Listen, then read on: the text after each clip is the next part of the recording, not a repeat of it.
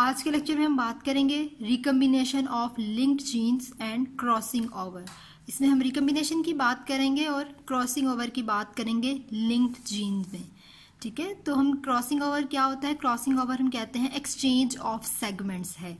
Crossing over हम कहते हैं कि जब सेगमेंट्स का एक्सचेंज होता है तो वो क्रॉसिंग ओवर कहलाता है। अगर लिंक्ड जीन्स की बात करें तो लिंक्ड जीन्स जो है वो सेम क्रोमोसोम्स पर मौजूद होती है। उसके अलावा they do not assort independently. उसके अलावा अगर हम बात करते हैं कि ये जो है मूव कब करती है या फिर जो है क्रॉसिंग ओवर कब होती है, तो वो मियोसिस के दौरान होती है या फिर हम कहते हैं कि मियोसिस के बाद इसकी फर्टिलाइजेशन होती है। उसके अलावा जो लिंक्ड जीन है they should not recombine by the assortments of alleles but in fact recombination between linked genes occur. हम कहते हैं कि जो लिंक्ड जीन है ये जो है असॉर्ट इंडिपेंडेंटली नहीं होती, लेकिन ये जो सेम क्रोमोसोम है उस पर मौजूद होती है। उसके अलावा जो हमने लास्ट लेक्चर में मॉर्गन का एक्सपेरिमेंट किया था उसमें हमने देखा था कि कुछ जो ऑफ स्प्रिंग प्रोड्यूस हुए थे उसमें हमने उसकी रेशो देखी, तो उसमें जो रेशो थी वो 1:1:1:1 थी, यानी 1:1:1:1 ये हमारे पास रेशो आई थी जो हमने टीएच मॉर्गन का एक्सपेरिमेंट किया था। अब ये जो रेशो है ये कब आती है? ये उस टाइम आती है जबकि एक जीन है उसके 2 कैरेक्टर्स हैं और वो दोनों कैरेक्टर्स हम कह रहे हैं कि डिफरेंट क्रोमोसोम पर मौजूद हैं और दे असॉर्टेड इंडिपेंडेंटली। उसके अलावा हम कह रहे हैं कि वो जो जीन है उसमें जो कैरेक्टर्स मौजूद हैं वो एक ही क्रोमोसोम पर, यानी कि ये एक क्रोमोसोम है इस एक पर ही वो मौजूद नहीं होंगे, वो दोनों डिफरेंट जगह पे मौजूद होंगे, इसलिए वो जो है असॉर्ट भी हो सकते हैं। उसके अलावा उसमें क्या होता है कि उसकी रेशो जो है 1:1:1:1 होगी। उसके अलावा सेकंड एक ये है ओपिनियन कि अगर तो 2 जीन्स हैं, ठीक है, अगर 2 जीन्स हैं और वो कंप्लीटली लिंक्ड हैं, ठीक है, 2 जीन्स अगर कंप्लीटली लिंक्ड है, ये जो है ये कंप्लीटली लिंक्ड नहीं है क्योंकि यहाँ पर रिकम्बिनेंट फिनोटाइप भी बना था, पेरेंटल फिनोटाइप भी थी और रिकम्बिनेंट फिनोटाइप भी थी। लेकिन जब उसने मॉर्गन ने दूसरे एक्सपेरिमेंट्स किए तो उसने कहा कि 1:1 ये रेशो भी आ सकती है। अब ये रेशो कब आएगी? जब वो जीन्स जो हैं वो कंप्लीटली लिंक्ड होंगे, उस टाइम 1:1 आएगी। ठीक है, उसके अलावा जो जितने भी पेरेंटल फिनोटाइप्स हैं, ठीक है, वो भी जो पेरेंट हम कहेंगे उसमें रिकम्बिनेंट फिनोटाइप मौजूद नहीं होगी, जितने भी ऑफ स्प्रिंग्स हैं वो पेरेंटल फिनोटाइप्स के होंगे और उस टाइम 1:1 होगी। लेकिन अगर हम 1:1:1:1 की बात करें तो यहाँ पर पेरेंटल फिनोटाइप्स के ऑफ स्प्रिंग भी होंगे, उसके अलावा रिकम्बिनेंट फिनोटाइप्स भी होगी, जबकि 1:1 में जो है जितने भी ऑफ स्प्रिंग है उनकी पेरेंटल फिनोटाइप्स होगी। अब हम बात करते हैं क्रॉसिंग ओवर की, तो हमने कहा कि क्रॉसिंग ओवर की डेफिनेशन क्या है कि एक्सचेंज ऑफ सेगमेंट्स होते हैं। अभी आपको एक क्रोमोसोम है, ये 2 क्रोमोसोम है। अब ये वाला जो क्रोमोसोम नंबर 1 है और ये क्रोमोसोम नंबर 2 है, इसमें मैंने मेंशन किया हुआ है क्रोमोसोम 1 और क्रोमोसोम 2। अब यहाँ पर इसको हम नाम दे देते हैं 1 2 3 4, ठीक है, यानी कि ये सिस्टर क्रोमेटिड्स हैं। ठीक है, ये सिस्टर क्रोमेटिड्स को हमने नाम दे दिया है कि इस पे जो है 4 सिस्टर क्रोमेटिड्स मौजूद हैं। अब यहाँ पर 1 और 2 ये सिस्टर क्रोमेटिड है, जबकि 2 और 3 ये नॉन सिस्टर क्रोमेटिड्स होंगी, वो इसलिए क्योंकि ये जो क्रोमोसोम्स हैं वो अलग हैं। अब यहाँ पे ये जो ब्लैक कलर का आपको एक सर्कल नजर आ रहा है, इसका क्या मतलब है कि यहाँ पर इन दोनों सेगमेंट्स के दरमियान में क्रॉसिंग ओवर होती है। ठीक है, ये क्या है? ये हम कह रहे हैं होमोलोगस क्रोमोसोम है। अब होमोलोगस क्रोमोसोम जो है इसकी पेयरिंग कब होती है? हमने कहा था कि मियोसिस की जब बात की थी तो जो होमोलोगस क्रोमोसोम है वो पेयर होता है मियोसिस की प्रोफेज 1 स्टेज में, और प्रोफेज 1 स्टेज की भी फर्दर स्टेजेस थी जिसमें जाइगोटीन, उसके अलावा मजीद 4 और स्टेजेस थी। तो ये जो होमोलोगस क्रोमोसोम है ये कब पेयर अप होगा? जब प्रोफेज 1 में जाइगोटीन में साइनेप्सिस होती है, उस टाइम होमोलोगस क्रोमोसोम जो है वो पेयर अप होते हैं। उसके बाद जब होमोलोगस क्रोमोसोम बन जाते हैं उसके बाद इसकी क्रॉसिंग ओवर होगी। अब इन दोनों सेगमेंट्स के दौरान, यानी कि ये 2 जो क्रोमोसोम है हमारे पास, इनके जो सेगमेंट्स हैं वो एक्सचेंज हो गए, इसको कहते हैं कि क्रॉसिंग ओवर हो गई है। अब ये जो क्रॉसिंग ओवर है ये कहाँ पे होती है? ये मियोसिस में पैकिटीन में होती है। ठीक है, पैकिटीन में ये क्रॉसिंग ओवर होती है। उसके बाद जब क्रॉसिंग ओवर हो जाती है तो यहाँ पे एक जो है आप कह सकते हैं कि फोल्ड बन जाता है, इसको हम कह रहे हैं कि क्याज्मा। यहाँ पे अब क्रॉसिंग ओवर के बाद एक क्याज्मा बनता है। अब कहते हैं कि क्याज्मा की जो अपीयरेंस है और उसकी जो फॉर्मेशन है वो कौन सी स्टेज में होगी? वो डिप्लोटीन में होगी। ठीक है, तो हमें जो है क्याज्मा वो कहाँ पे नजर आएगा, वो हमें डिप्लोटीन में नजर आता है। अब इसको एक दफा दोबारा देख लेते हैं।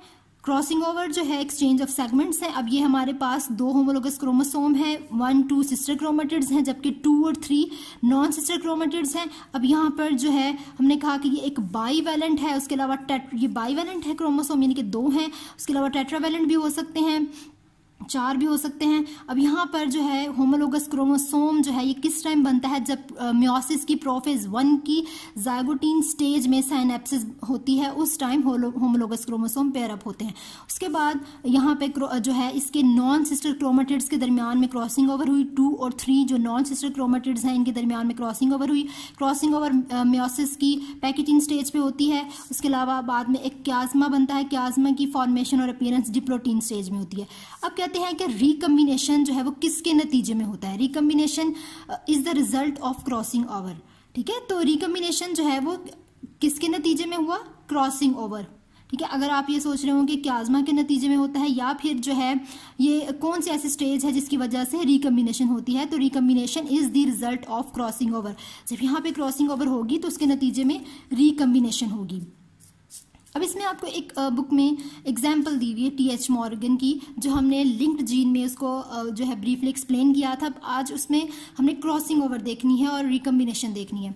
तो यहाँ पे बात करते हैं उसी एग्जाम्पल की। तो टी.एच. मॉर्गन ने एक्सपेरिमेंट किया था ड्रोसोफिला में। अब जब उसने वो एक्सपेरिमेंट किया था तो उसने एक जो है वाइल्ड टाइप ली थी, दूसरी म्यूटेंट ली थी। वाइल्ड टाइप में उसने ग्रे बॉडी और नॉर्मल विंग्स को डिस्कस किया था, जबकि म्यूटेंट में ब्लैक बॉडी और वेस्टिजियल विंग को डिस्कस किया था। अब जो ब्लैक बॉडी है ये मेल की है और जो ग्रे बॉडी है वो फीमेल की है। तो यहाँ पे एक क्रोमोसोम को ग्रीन से मेंशन किया गया है, एक को ब्लू से किया गया है। ठीक है, अब यहाँ पे जो है हमने कहा था डाई हाइब्रिड बनता है, एक बी पॉजिटिव वीजी पॉजिटिव और बी और वीजी। ये हमने जब सेल्फ क्रॉस करवाया था पहले, उसके बाद जो है ये बनता है। उसके बाद जो है ये एक हमारे पास दूसरा जो फीमेल है, इसके बी है, वीजी है और बी और वीजी है। ये एक पेरेंटल है, पेरेंटल जनरेशन इसको कह रहे हैं।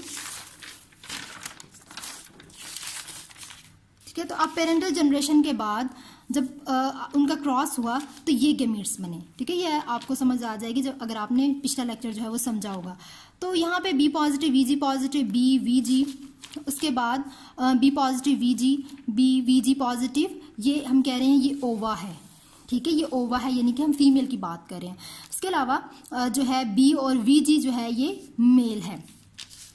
तो यहाँ पे अब जब इनको हमने एक वो जिस तरह हमने पुनेट स्क्वायर बनाया था उससे हमें ये आंसर्स मिले थे। ठीक है, इनको इनके साथ आप मल्टीप्लाई कर लेंगे तो ये आंसर्स आ जाएंगे। B positive VG positive B VG, इसी तरह इसको इसके साथ किया, हमारे पास ये आया, इसको इसके साथ करेंगे B positive VG B VG, फिर इसको इसके साथ करेंगे multiply B VG positive B VG. तो ये हमारे पास अब आंसर्स आ गए।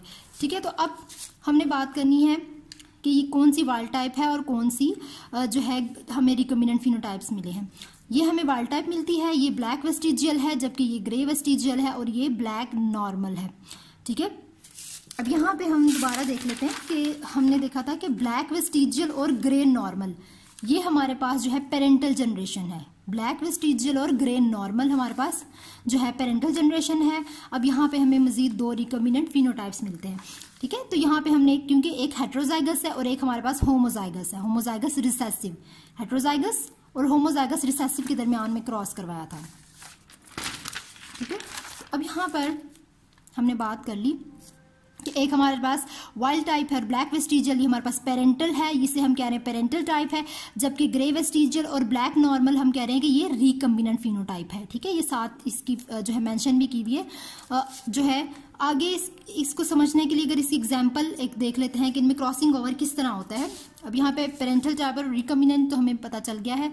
अब एग्जाम्पल में देख लेते हैं, जैसे कि ये हमारे पास एक है क्रोमोसोम, इसके अलावा ये सेकंड क्रोमोसोम है। अब यहाँ पे मेंशन कर लेते हैं B positive B VG positive और वीजी, इसी तरह इस पर भी मेंशन कर लेते हैं, यानी कि ये जो है वाइल्ड टाइप है और ये जो है ये जो है हमारे पास सेकंड है जो मेल है जिसको हम कह रहे हैं कि ब्लैक वेस्टिजियल विंग है, ये हमारे पास वो क्रोमोसोम है।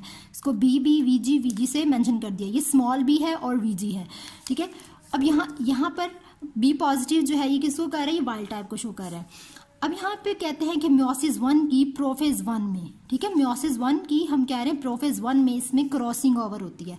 अब यहाँ पर दोनों जो अपने सेगमेंट्स को एक्सचेंज करते हैं, जैसे फॉर एग्जांपल इसको समझाने के लिए कि ये हमारे पास एक ए है, एक बी है, ये एक ए है और एक बी, यानी कि ये एक क्रोमोसोम है, ये एक क्रोमोसोम है, ये दूसरा क्रोमोसोम है।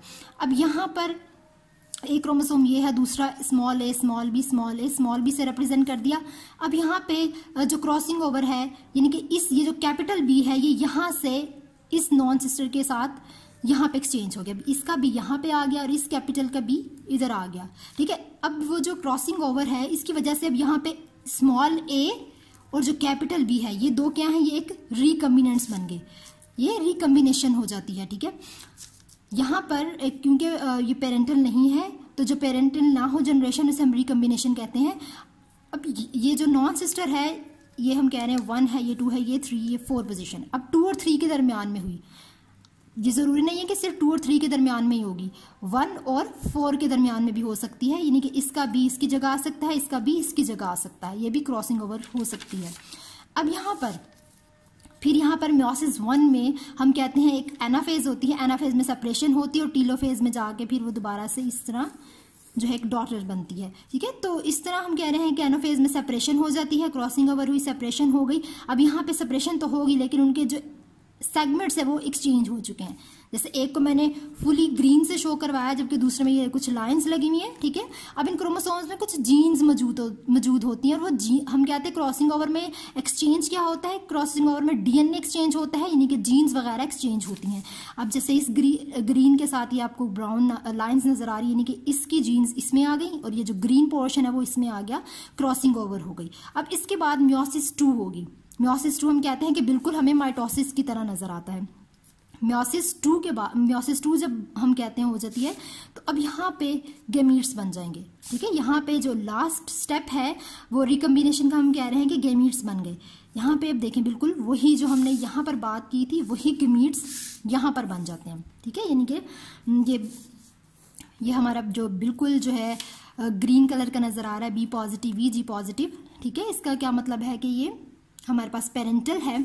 उसके बाद बी और वी जी जो है ये भी हमारे पास ओरिजिनल वाला क्रोमोसोम है। उसके बाद यहाँ पे देखें, यहाँ पे क्रॉसिंग ओवर हुई, यानी कि एक ग्रीन और यहाँ पर दूसरे का जो है वो सेगमेंट आ जाता है और यहाँ पर भी बाकी तो सारा पेरेंटल है लेकिन यहाँ पर सेगमेंट आके इन्होंने अब 2 नए फिनोटाइप्स बना दिए, यानी कि अब यहाँ पर क्रॉसिंग ओवर, ये पेरेंटल है जबकि ये रिकम्बिनेंट फिनोटाइप्स थी, ठीक है। अब ये लास्ट स्टेप था रिकम्बिनेशन का, ठीक है। अब इसमें एक और आपने चीज याद रखनी है कि रिकम्बिनेंट फ्रीक्वेंसी हम कैसे मालूम करते हैं। रिकम्बिनेशन की बात कर रहे थे तो रिकम्बिनेशन की रिकम्बिनेंट फ्रीक्वेंसी हमें कैसे पता चलती है, तो रिकम्बिनेंट फ्रीक्वेंसी के लिए ये मेंशन है 391 रिकम्बिनेंट्स 2300 total of springs multiply by 100। अब ये 391 रिकम्बिनेंट्स और 2300 टोटल ऑफ स्प्रिंग आए कहाँ से, ठीक है। तो हमारे पास जो रिकम्बिनेंट फिनोटाइप बनी थी उन दोनों की 206 प्लस 185 थी, ठीक है। हमारे पास ये फ्रीक्वेंसी थी। उसके बाद जो हमने ऑब्जर्व की ये हमारे पास आई वैल्यू। उसके बाद जो हमारे पास ऑफ स्प्रिंग थे, यानी कि टोटल ऑफ स्प्रिंग में हमने जितने भी थे 965, 944 प्लस 206 प्लस 185, हमने टोटल ऑफ स्प्रिंग्स जो आए, ठीक है, इनको प्लस करना है मल्टीप्लाई बाय 100 और फिर इससे हमने डिवाइड कर दिया तो हमारे पास रिकम्बिनेंट फ्रीक्वेंसी 17% आ जाती है, ठीक है। तो अब जो है टीएच मॉर्गन ने जो एक्सपेरिमेंट किया उसने हमें क्या कहा कि जो एक्चुअल रिजल्ट आया है वो डिफरेंट है फ्रॉम बोथ दीज एक्सपेक्टेशंस, कि हमने जो 2 एक्सपेक्टेशंस की थी उनसे जो रिजल्ट आया है वो बहुत ज़्यादा मुख्तलिफ है, ठीक है। क्योंकि अगर हमने बात की थी पिछले लेक्चर में भी कि अगर ऑफ स्प्रिंग जो है उनके पास पेरेंटल फिनोटाइप्स है, यानी कि सारे ही पेरेंटल फिनोटाइप्स हैं, यानी कि वही बात 1:1 वाली, तो फिर क्या होगा, इसका मतलब है कि उनके जीन्स में लिंकेज मौजूद है, यानी कि एक ही क्रोमोसोम पर दोनों जीन्स मौजूद हैं, ठीक है। उसके अलावा, ठीक है, हम कहते हैं कि बट 17% फ्लाइज हैव रिकम्बिनेंट्स, ठीक है, 17% जो हमारे पास फ्लाइज आई हैं उनके पास रिकम्बिनेंट्स मौजूद हैं, जिसकी वजह से हम कहते हैं कि जो लिंकेज है वो इनकम्प्लीट है। यानी कि लिंकेज इनकम्प्लीट किस तरह है कि ये एक क्रोमोसोम है, ये एक क्रोमोसोम है, तो एक यहाँ पे जीन मौजूद है, एक यहाँ पर, तभी हम कहते हैं ना कि लिंक जो है लिंकेज नहीं होगी, यानी कि इनकम्प्लीट जीन होगी। तो जो ये वाली जो 17% आई हैं फ्लाइज, ये रिकम्बिनेंट है क्योंकि इनका जो लिंकेज है वो इनकम्प्लीट है। ठीक है, तो क्रॉसिंग ओवर की वजह से जो लिंकेज है दोनों जीन्स के दरमियान में वो ब्रेक हो जाता है। तो crossing over breaks linkage between two genes. तो रिकम्बिनेशन की वजह से क्रॉसिंग ओवर के नतीजे में जो हमें लास्ट पे जो रिजल्ट मिला है उसमें गेमीट्स बनते हैं। उसके बाद हमने उसकी फ्रीक्वेंसी को देखा कि उसकी फ्रीक्वेंसी को हम कैसे मालूम करते हैं। एक फार्मूला है जिसको आपने याद रखना है। तो ये आज का लेक्चर था।